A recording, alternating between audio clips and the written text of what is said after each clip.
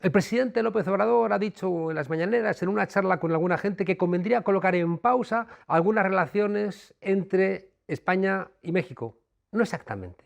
Entre algunos comportamientos de algunas empresas sostenidos por algunos gobiernos en España y los que representan los intereses de las mayorías en México, que ahora sí lo expresa la cuarta transformación.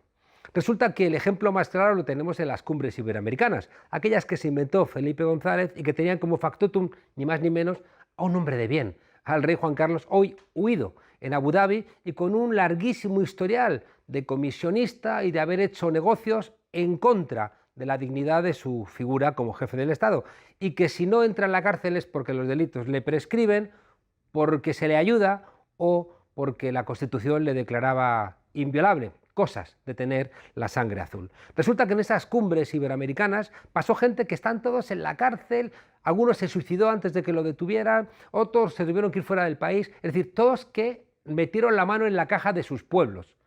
Collor de Mello, Salinas de Gortari, Menem, Carlos Andrés Pérez, Gaviria, ya digo, y la figura del rey como ¿qué? Una persona que utilizaba su espacio especial para repartir y cobrar favores. Fue en este calor donde el presidente Chávez dijo aquello de los pueblos van de valle en valle y los líderes de cumbre en cumbre. Hace mal España si entiende que la relación con América Latina y en concreto la relación con México puede ser igual que la que desarrolla Estados Unidos.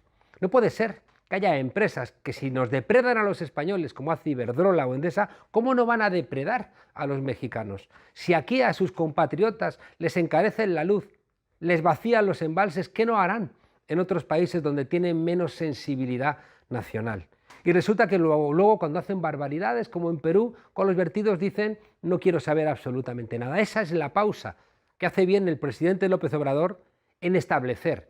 Porque esta relación poscolonial que hace que recuperen el imperio por parte de las extremas derechas no son sino subterfugios para intentar seguir justificando el robo a los países del sur. Y hace muy bien el presidente mexicano en mandar a parar. En un momento en donde Argentina tuvo profundas necesidades económicas, hubo otro país latinoamericano, en aquel entonces Venezuela, que le prestó la friolera de 14.000 o 15.000 millones de dólares para impedir que el Fondo Monetario Internacional pusiera a Argentina de rodillas. Así se hace patria. Creo que es especial la relación que tiene México con España. Una relación que no pasa solamente por la cultura, por la religión, por el lenguaje, sino porque también en momentos complicados de la historia de España, como después de la Guerra Civil, fue el país que más acogió a esos valientes que tuvieron que dejar nuestro país por culpa de la dictadura.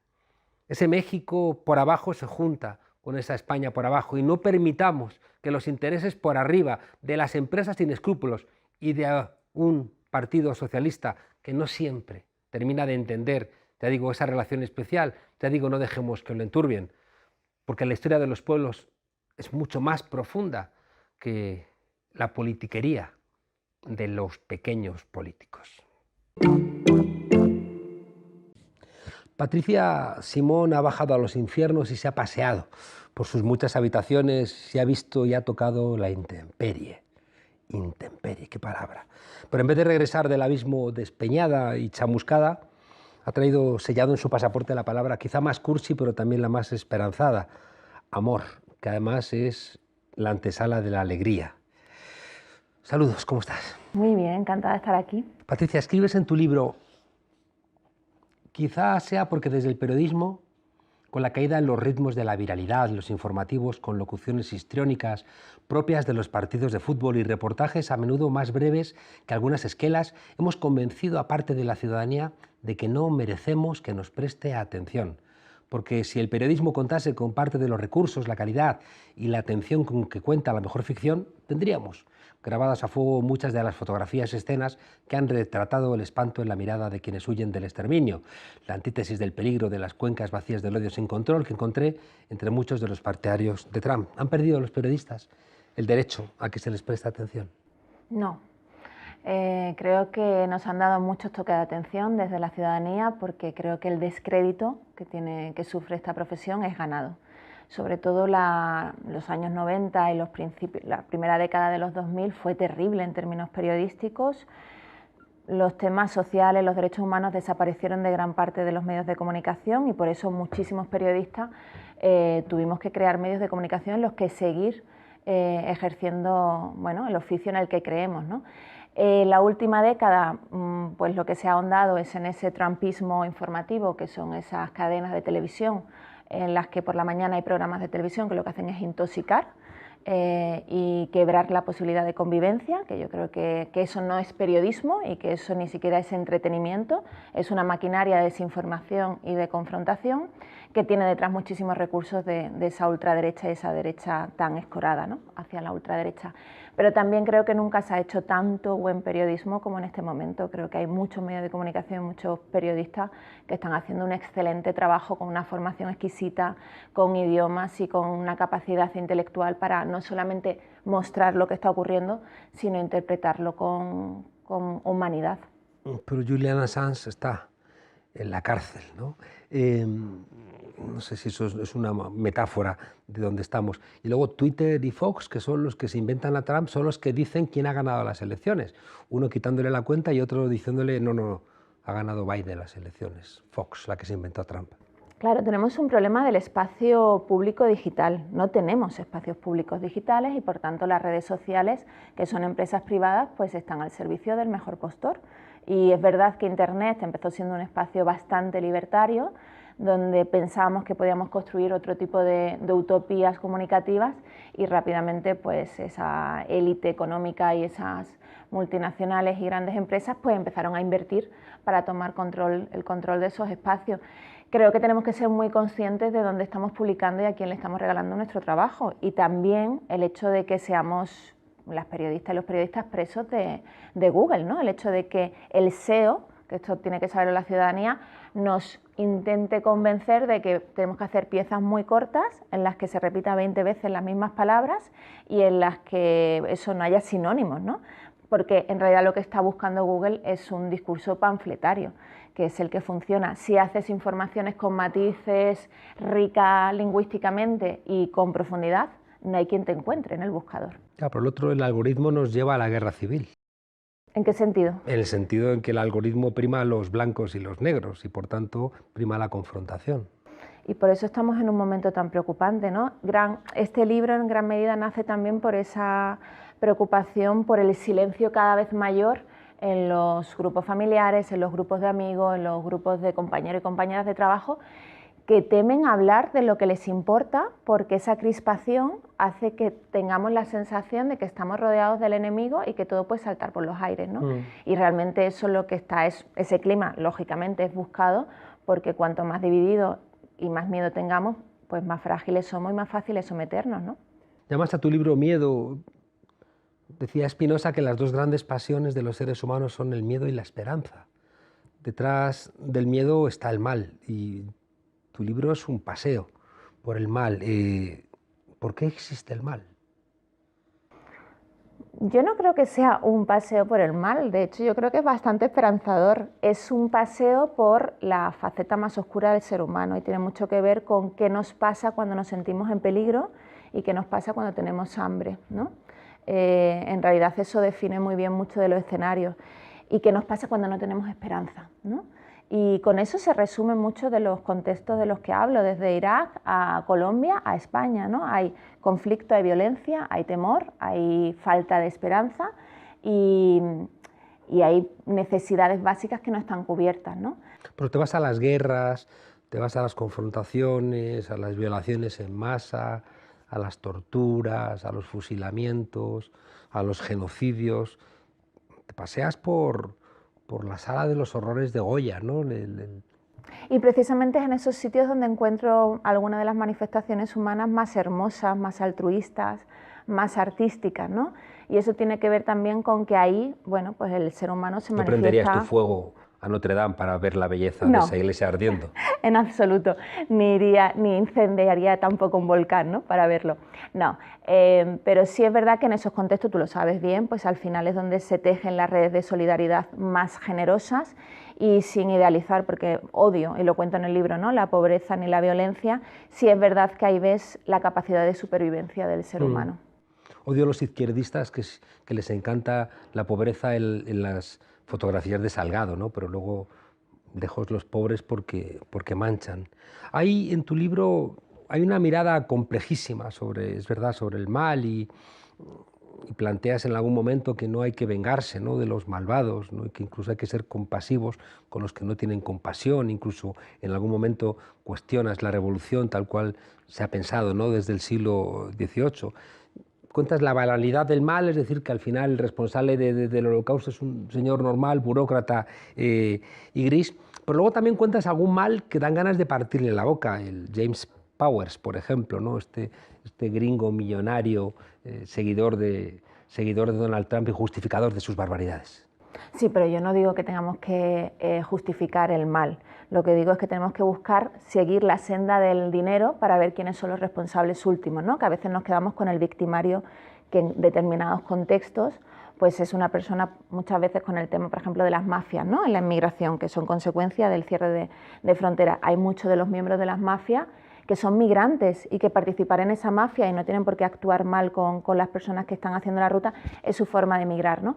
Pero este señor del que hablas, del votante de Trump, que es un millonario al que tuve la oportunidad de conocer en Detroit, a mí me resultó interesantísimo porque ese hombre verbalizaba con muchísima convicción todo aquello que a mí me parecía injustificable y que no había conocido jamás a nadie que lo justificara, ¿no? Desde el hecho de que se separase a las familias migrantes cuando llegaban a la frontera, porque él consideraba que era una manera de amedrentar al resto, ¿no?, y que eso no se repitiese, y que además decía, pero bueno, ¿qué quieren? ¿Que les llevemos a los colegios encima de pasar? O sea, era un nivel de deshumanización increíble, pero también el fracking, ¿no? Cuando él me dice, es que el fracking nos va a permitir mantener el nivel de vida estadounidense, que es casas muy grandes y coches que contaminan mucho, sin necesidad de invadir otros países para quedarnos con sus recursos, que además me parece muy interesante esa capacidad de verbalizar lo que siempre hemos denunciado, pero que no se dice a las claras, ¿no? Y eso me parece muy importante, escuchar a quien no entiendo, contar qué piensan los que supuestamente son nuestro enemigo, porque entonces para empezar nos va a permitir desarrollar estrategias para, bueno, para combatirles o para seducirles y traerles al otro lado, ¿no? Porque creo que el periodismo en el que yo practico, ¿no?, con enfoque de derechos humanos, nos hemos conformado a menudo con dos cosas: contar las historias de vida de las víctimas, ¿no?, porque es importante, y dos, hacer relatos solamente para los convencidos, ¿no?, para nuestros afines, que está muy bien. Yo sé que lo que funciona en los medios de comunicación son sobre todo artículos de opinión que dicen muy bonito lo que tu comunidad piensa, pero así no estamos transformando. Y si queremos transformar tenemos que contar por qué piensan exactamente lo contrario o diferente a aquellas personas que en un inicio no nos gustan. Claro, que una parte del libro desarrollas precisamente esto, ¿no? ¿Por qué el auge de la extrema derecha? Y tiene que ver también con el miedo, ¿no? O sea, como que explicas, y creo que eso es esencial también para poder combatirlo. Primero, explicar por qué y de dónde nace ese auge de la extrema derecha. Claro, es que ese auge está muy claro. ¿Y de dónde sale? Pues del fracaso de los sistemas democráticos representativos liberales, del hecho de que el neoliberalismo se haya convertido en el sistema hegemónico durante los últimos 30 años y que las socialdemocracias se hayan convertido en grandes defensoras de esas políticas que lo que hacen es aumentar la concentración de la riqueza y dejar en los márgenes a muchísimas personas. La democracia, como aparece en el relato de muchas personas cuyo testimonio recojo en el libro, la democracia sin esperanza no funciona y sin horizonte de mejora tampoco. Por lo tanto, hay muchas personas que dicen, bueno, si la democracia no me ayuda a tener razones para querer vivir, ¿qué lo diferencia de un sistema o un régimen totalitario o autoritario que me promete tú despreocúpate, que bastante tienes con salir adelante, que ya tomamos nosotros las riendas y encima te vamos a mejorar las condiciones, aunque no lo vayan a hacer? Pero es como delega tu responsabilidad en mí, y en un momento en el que la gente está agotada, porque está agotada la ciudadanía y tiene miedo de que nunca nada mejora, es normal que decida, bueno, pues ya está, ¿no?, que otro tome las riendas de mi vida. Sí, en ese sálvese quien pueda también hay víctimas, ¿no? Gente que se suicida, gente joven sin esperanza. Hay una parte que a mí me emocionó también, ¿no? Esas mujeres guatemaltecas que al revés no bailan, se alegran y que de alguna manera recuerdan también a esa brujería, ¿no?, que recuerda a los banqueros tenebrosos, ¿no?, Claro, tan es malvados. que el periodismo tiene también un papel de reparación en sistemas donde hay una impunidad reinante y donde no hay posibilidad de justicia. El hecho de que haya una persona que vaya a Guatemala a entrevistar a una mujer que fue violada, ¿no?, por decenas de soldados durante la dictadura de Ríos Montt, cuando esa mujer te ve, no está viendo a Patricia ni a ningún periodista y piensa, oh, qué bien que ha venido, sino que está viendo parte de la sociedad, que se acerca a ella porque considera que eso nunca debió ocurrir. Y muchas veces en su entorno nadie se ha preocupado por su dolor, porque era secreto o porque estaba estigmatizada o porque los medios de comunicación en países como Guatemala están en manos de esa oligarquía blanca, racista, ¿no? Entonces es fundamental porque lo que siente es, desde fuera están reconociendo mi dignidad humana y que esto es injusto. Y luego hay veces que ocurren milagros como ese juicio contra Ríos Montt en el que estas mismas mujeres años después pudieron celebrar que lo que llevaban diciendo tantísimo tiempo era cierto y se había reconocido judicialmente, ¿no? Aunque luego, bueno, pasaron otras cosas. ¿Cuánta culpa tiene la izquierda de la situación actual? Yo creo que más que la culpa, creo que la responsabilidad es compartida y a mí me parece muy importante tampoco eximir de responsabilidad a la propia ciudadanía, además de la clase política, ¿no? Yo creo que hubo una borrachera emocional del disfrute de los años 90 en el que de repente veníamos de una sociedad pobre y que hubo un crecimiento desaforado y que la gente quería disfrutar. Y luego tuvimos un problema muy importante que fueron los medios de comunicación. Hay que recordar que yo me he criado como mujer viendo a las mamás Chicho, ¿no? En Telecinco, o Médico de Familia, en el que la señora que cuida la criada era la andaluza. Con todo eso se han generado muchos relatos, pero esos canales que se dan por sentado que son privados no son privados, son canales que se dan concesiones y que tienen que cumplir con la función de informar y de aumentar el nivel cultural de la ciudadanía. Con lo cual, sí creo que la izquierda tiene responsabilidad, como tiene la ciudadanía, como tiene la derecha, porque yo aspiro a un país donde tengamos una derecha mínimamente democrática. Sí, seguramente cuando la izquierda se hace social, se hace neoliberal, ahí seguramente empieza a comprar, ¿no?, ese relato. Porque te iba a preguntar cuándo se nos rompe la compasión.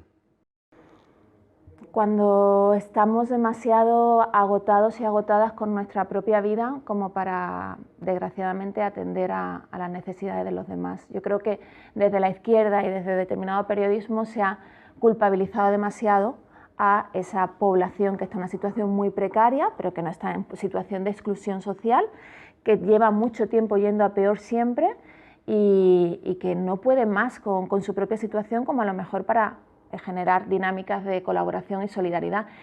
Pero en la práctica, aunque no estén en movimientos sociales, aunque no estén en ese tipo de iniciativas, son estas personas las que conviven con los que están un poquito peor y son las que desarrollan propias dinámicas de convivencia y de salir adelante. Y creo que eso muchas veces desde nuestros barrios más guays o de nuestros círculos de amigos no los vemos y les señalamos como, pues eso, como que o son racistas o son excluyentes, y no siempre es así.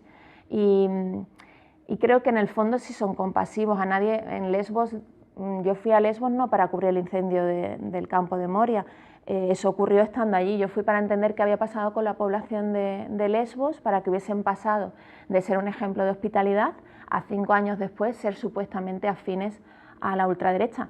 Y había una gran mayoría que no lo era, que quería exactamente igual que las personas refugiadas, que era que pudieran seguir su camino migratorio y ellas retomar un horizonte de mejora también. ¿Nos ha vuelto a la pandemia peores personas? No, nos ha vuelto más frágiles. Yo creo que nos ha vuelto más frágiles en el sentido que tenemos más miedo porque somos más conscientes de nuestra fragilidad.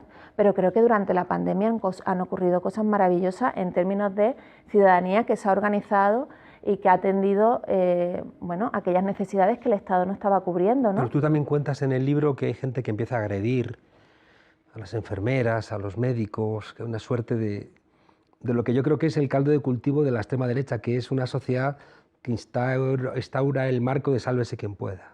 Sí, hay una sensación de ánimo de revancha entre esa parte de la población que decía antes que las democracias han dejado en los márgenes y tienen una sensación de con el que puedan, y sobre todo si sienten que están a su altura o por debajo, ¿no?, desde un punto de vista muy, muy terrible, vengarse, porque sienten que hay mucha injusticia en sus vidas, ¿no? Tú tienes un optimismo de fondo donde planteas que si la gente pudiera compartir sus experiencias se darían cuenta de que tienen muchas cosas en común, ¿no? Y luego también te quejas en otra parte del libro en que se nos ha ocultado la muerte, y ese ocultamiento de la muerte, aparte de ser paternalista, seguramente no nos hace repensarla de una manera más virtuosa. Yo creo que tener presente la muerte te hace sacarle más jugo a la vida y exprimirla más. Tengo muy presente que esta es la única oportunidad que tenemos, o sea, que o aprovechamos, intentamos aprovechar cada día para disfrutar lo máximo posible y que yo no pienso que dentro de 5 años voy a estar viva, porque sí, lo mismo no. Tengo una frase de Isidoro de Sevilla, donde estudio, que dice: trabaja, estudia como si fueras a vivir eternamente, pero vive como si fueras a morir mañana. Exacto. Entonces, el tener la mente como muy presente, pues creo que ayuda. ¿Por qué se nos oculta la muerte?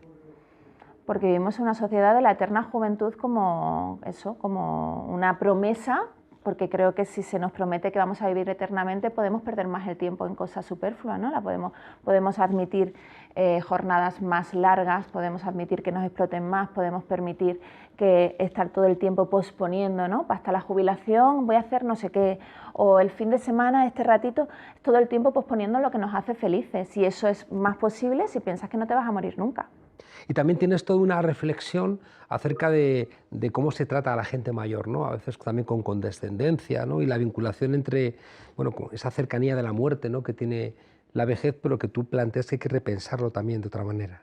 Claro, porque durante el principio de los primeros meses de confinamiento, que estuve cubriendo mucho para La Marea, que estaba pasando en los hospitales, en las residencias de mayores, en las calles con las personas sin hogar, en las residencias me encontré bueno, lo que ya había visto antes, pero que creo que no atendíamos, que es un trato muy infantilizante muy a menudo a las personas mayores, ¿no?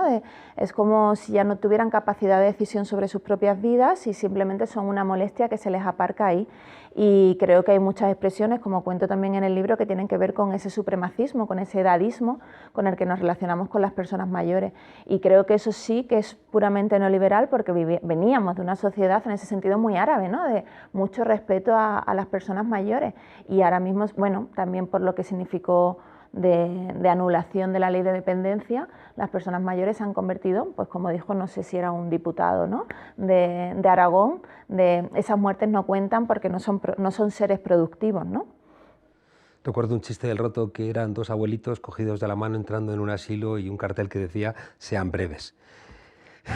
El cuento de la criada ya está aquí y nos empeñamos en no verlo. Claro, por eso decía que si muchas veces el periodismo contase con los recursos de la ficción, pues a lo mejor tendríamos más capacidad de incidencia, ¿no? Porque el éxito del cuento de la criada es que nos cuenta lo que nos está pasando. Lo mismo que contamos en muchos reportajes y sin embargo parece que no llaman tanto la atención, ¿no? Si a lo mejor pudiéramos hacer documentales con ese tipo de recursos, si tuviéramos unas televisiones que invirtieran en ese tipo de periodismo, a lo mejor no estaríamos donde estamos. Leyendo tu libro, que al principio como que me parecía que era una terapia tuya, pero luego me ha emocionado varias veces. Me he acordado de la película de Nick Nolte, esa de Bajo el fuego, ¿no?, donde ese reportero al final deja la cámara de fotos y coge el fusil para pelear contra los somocistas, ¿no? En cambio, tú planteas que la violencia no funciona, o sea, que eres más de Martin Luther King que de Malcolm X. Yo creo que la violencia es legítima, en el sentido de que cuando hay regímenes como el de Assad y la gente se levanta y pide aperturas y libertad y menos corrupción, tienen todo el derecho del mundo. Cuando empiezan a bombardearle, tienen todo el derecho del mundo de armarse, pero desgraciadamente no conozco casos de éxito en las últimas décadas que me hagan creer que la respuesta armada pues mejora la vida de la ciudadanía. Por lo tanto, creo que la gente tiene todo el derecho del mundo de armarse y de Ojalá rebelarse. los judíos del gueto de Varsovia se hubieran armado antes. Por ejemplo, tienen todo el derecho del mundo de rebelarse, pero a mí no me genera entusiasmo porque veo que, sobre todo ahora mismo, que además el desarrollismo militar hace muy difícil que aquellos pueblos oprimidos puedan levantarse contra los gobiernos, ¿no? Si perdemos el sentido, viene la extrema derecha. ¿En qué sentido? En el sentido de que cuando perdemos un horizonte de vida, cuando somos incapaces de construirnos un futuro, cuando la inestabilidad nos amenaza, estamos dispuestos a comprar, como tú dices en algún momento del libro, relatos fáciles, explicaciones sencillas. Sí, pero al mismo tiempo venimos de un momento que nos da señales esperanzadoras. Quiero decir, 2018 fue el año del resurgir del movimiento feminista, ¿no?, de una manera maravillosa. Además desde el goce, con movimientos de las trabajadoras domésticas, de las mujeres migradas, o sea, fue muy transversal y eso además contagió a otros territorios. En 2019 tuvimos el movimiento climático de toda esa juventud que supuestamente no se movilizaba, ¿no?, en tantísimos países, que consiguió por fin que la crisis climática estuviera en el debate público. 2019, principio del 2020, es el año con más número de movilizaciones ciudadanas en todo el planeta desde los años 60 y además muy interesante porque cada una con sus casuísticas particulares de contexto, pero en la mayoría había una reclamación muy clara que era, por favor, darnos una oportunidad laboral con la que construirnos vidas, ¿no?, que podamos emanciparnos y demás. Y esto me parece muy interesante porque demuestra que el sistema económico ahora mismo está agotado, o sea, ni siquiera da respuesta a masas de gente que quiere trabajar. Por favor, explótenme, aunque sean condiciones de precariedad, ¿no? Y creo que hay dos opciones, bueno, y en ese momento, además, en esas manifestaciones se veía que había dos tendencias, que es o abrazaban movimientos de rebelión realmente desde las izquierdas, o abrazaban movimientos autoritarios. De hecho, en los chalecos amarillos se veían muy claramente, ¿no?, estas dos tendencias, con lo cual creo que la salida está más estado del bienestar, más derechos, más protección, si queremos que en vez de irse para acá, pues se vayan para el lado... Bueno, sí, la democracia está en disputa, como en los años 30, y caerá del lado de la emancipación o del lado del autoritarismo. Me ha gustado mucho que terminas el libro llena de esperanza y esas flores que nacen, ¿no?, en los sitios más oscuros, y en donde está el peligro pues está también la salvación, esas mujeres que cocinan de más, esas mujeres que educan, esas mujeres que te abrigan y te alimentan. Muchas veces mujeres, ¿verdad? Casi siempre. En toda esta construcción siempre mujeres. Y al final yo la aprendí hablando con Eudald Carbonell, uno de los padres de Atapuerca, que él mira los lapsos de tiempo por cientos de años, no cientos de miles de años, no decenas. La resiliencia, Patricia, la resiliencia es amar. O sea, esa capacidad de levantarnos, y es en tu libro, ya digo, creo que es muy evidente, es porque no nos quitan la capacidad de amar, que es una forma de encontrarnos, ¿no? Bueno, es que más que resiliencia, que también hablo mucho, ¿no?, de cómo las palabras se han desgastado, la rebeldía hoy en día yo creo que es amar, y que es reivindicar el amor en todas sus formas, como decía Hannah Arendt, el amor al mundo, que es la política, el amor que es la amistad, el amor que es de la pasión. Todas esas formas es una forma de celebrar la vida y de resistir y de mantener la alegría, que también me parece fundamental, ¿no? Y creo que además no solamente es posible, sino que creo que lo vemos en los contextos más complejos, ¿no? Como eres una niña grande, pues terminas con la bruja Avería y la bola de cristal diciendo: ponen mucho esmero los banqueros y los pobres sufren serios quebraderos. Pero al final te sale algo de un continente que conoces bien, que decía: somos mayoría, somos alegría. Patricia, muchas gracias por el valor de escribir el libro y porque no te haya dejado ganar la tristeza, sino que nos hayas paseado por sitios feos, pero con flores. Gracias. Muchas gracias a ti.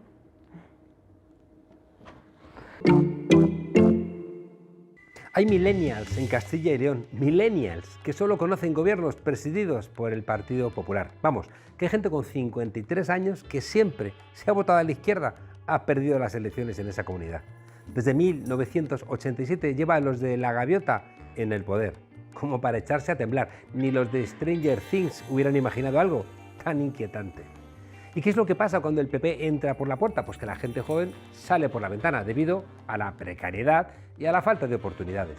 El 35,5% de los jóvenes con estudios universitarios, 3 de cada 10, vive fuera de Castilla y León, más del doble que la media nacional.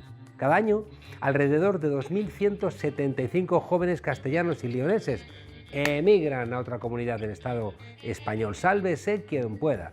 Las macrogranjas, la remolacha y la niña del dibujo primero. Se ha atacado la remolacha. En la campaña electoral, Alfonso Fernández Mañueco se ha mostrado satisfecho por haber explicado su proyecto de futuro. Su intención es que Castilla y León siga liderando los servicios públicos. Líder, una junta que en 2020, en plena pandemia, dedicó a educación, sanidad y servicios sociales 79,49 millones menos que en 2009. Según distintos informes, entre ellos el Década Perdida de Amnistía Internacional, La situación sanitaria en Castilla y León es especialmente grave. La inversión sanitaria pública cayó un 5,72% en plena pandemia. ¿Y qué decir de una atención primaria? Casi el 20% menos. Según este informe, la ratio de personal médico por cada 1.000 habitantes es de 0,03.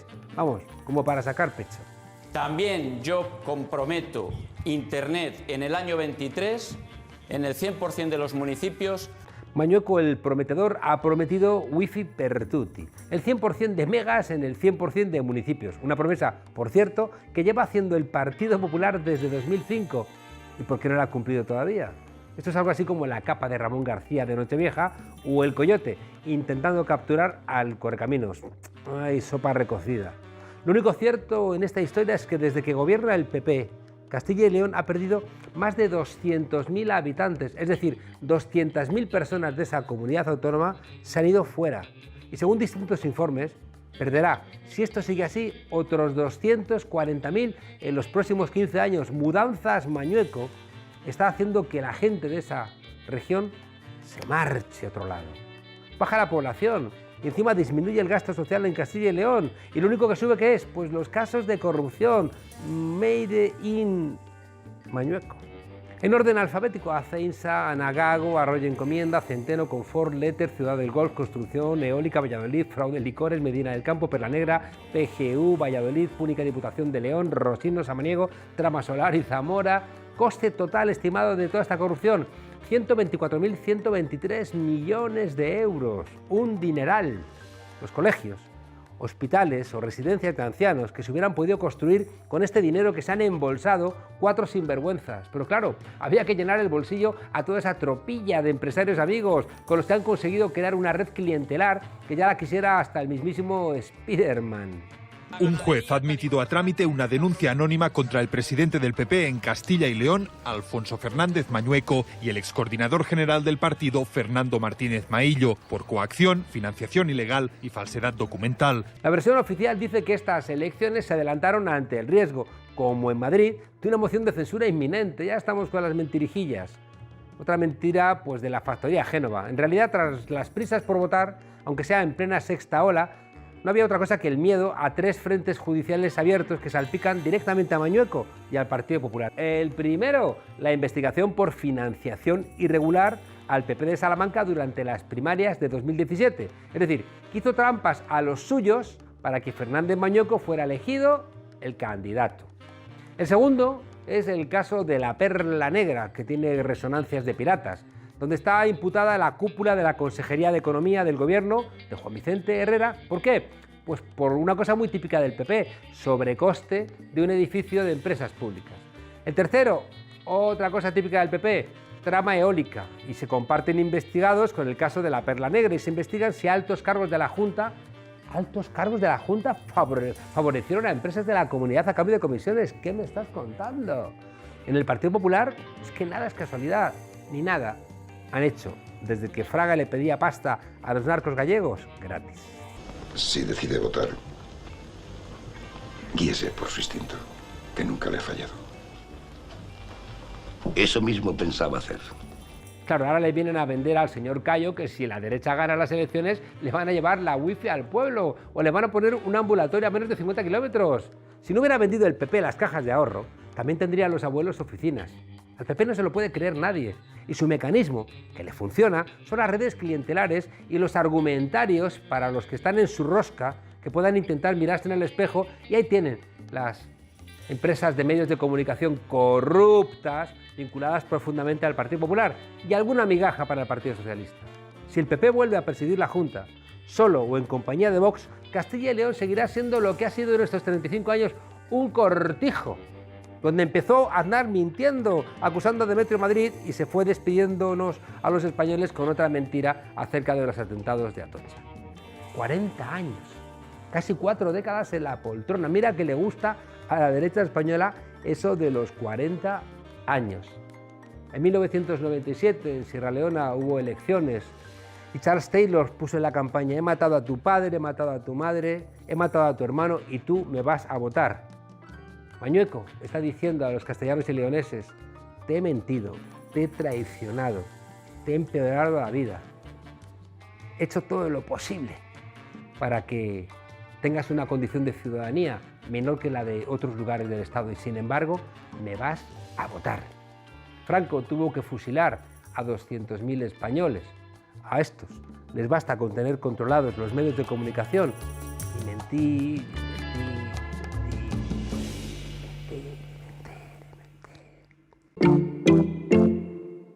Más simplicidad, como os digo, fin de la contratación precaria, se elimina ese tipo de contrato, y más protección y flexibilidad. Creo que es importante también que simplifiquemos también los costes en el despido.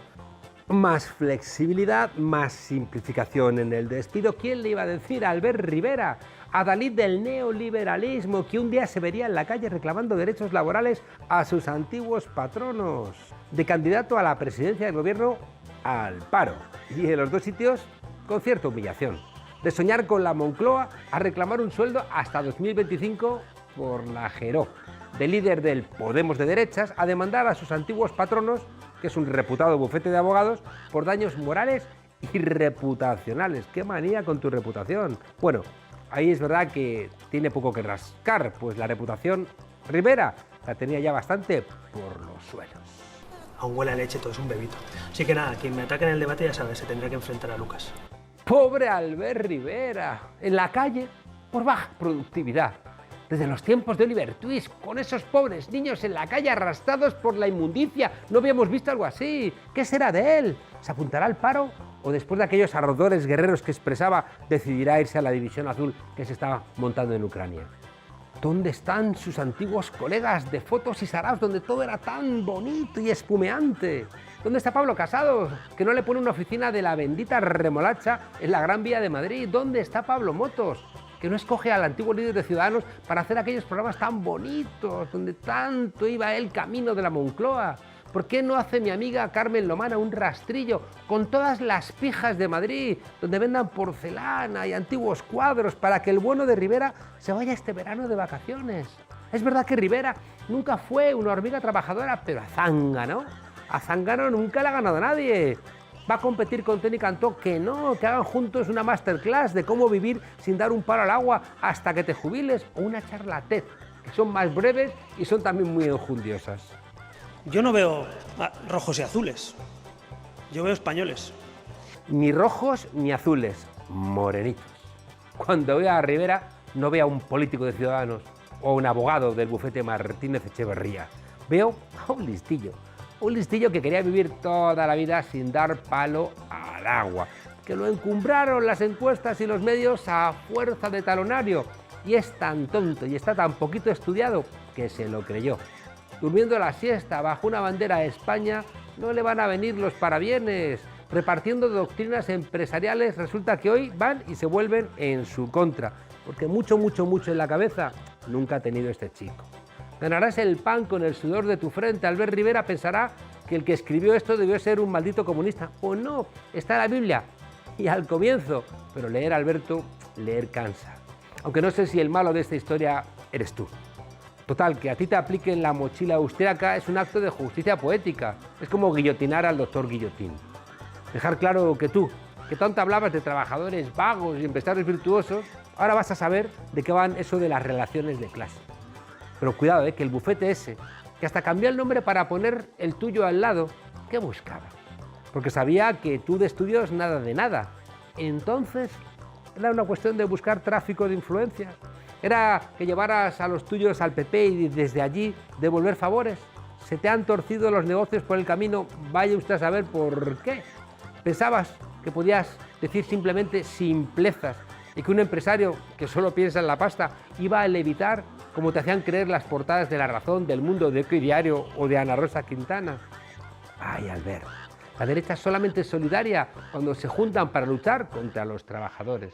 El resto del tiempo, hasta las hienas son más compasivas.